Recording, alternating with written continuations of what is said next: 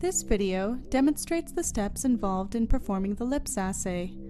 Antigens are expressed in COS1 cells as recombinant Renilla luciferase or Ruc-antigen fusions. Crude extracts are obtained and used without purification. The LIPS assay is initiated by incubating crude Ruc-antigen extracts with patient sera in microtiter wells. The antibody-antigen mixture is then transferred to a 96-well filter plate containing protein Ag beads to capture IgG molecules.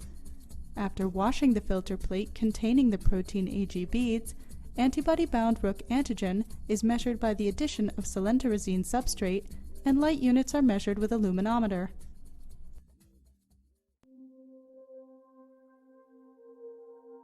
Hi, I'm Dr. Kathryn Ching from the Laboratory of Sensory Biology at the National Institute of Dental and Craniofacial Research.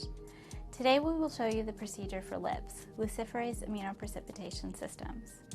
We use LIPS in our laboratory to measure antibody titers in order to diagnose disease and/or infection, substratify disease states, monitor vaccination, and other applications involved in generating antibody profiles. So let's get started.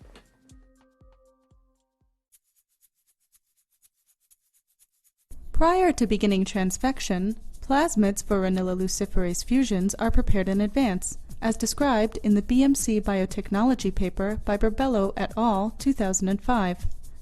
Plasmid DNA is prepared using a MIDI-Prep kit with a yield of 1 to 3 milligrams and stored as a 1 milligram per milliliter stock solution at -20 degrees Celsius. COS1 cells used in transfection are cultured in DMEM 10%.